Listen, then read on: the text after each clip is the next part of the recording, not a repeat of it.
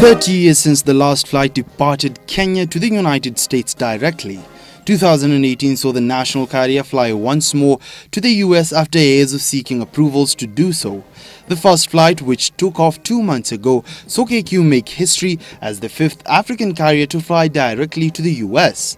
Initially when launched, the airline slated flights to the Big Apple daily, but a month after the launch, Kenya Airways reduced the flights to 5 weekly, stating that it was a down season in the aviation sector. But we all know that November is the worst month in terms of demand in the air traffic. And it's a pattern since many years.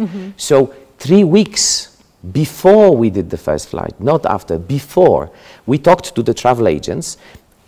And we made an internal decision. Look, we see the bookings are not coming. There will be not even 20% of passengers on board today. Let's cancel 10 flights. So we just don't load the flights on that particular days. After the reduction of the flights, Mikosz denied the launch was premature and there was no pressure from the government or involvement in the launch. Right. That was a management. That was a management decision. Okay. And I would say that the push was dual. You don't know how many CSs and PSs I have met to push them to be sure that all the procedures will be done because we want to fly. Shortly after the launch to the US, Kenya Airways set its eyes on the Somalian market.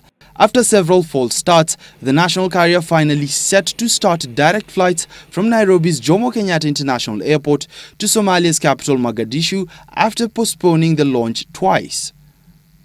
KQ had initially planned to start flying to Aden Ade International Airport, Mogadishu on November 15th. Mikosz attributed the delays to additional operation requirements to fly on the route.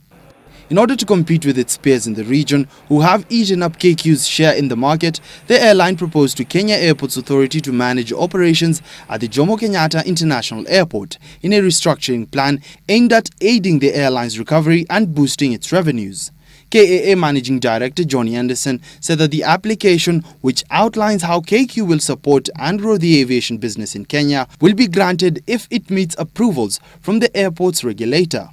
Kenya Airways reported a 4 billion shilling net loss from 5.6 billion shillings recorded the same period last year, a heavy reduction from the 26.2 billion shillings loss posted in 2016.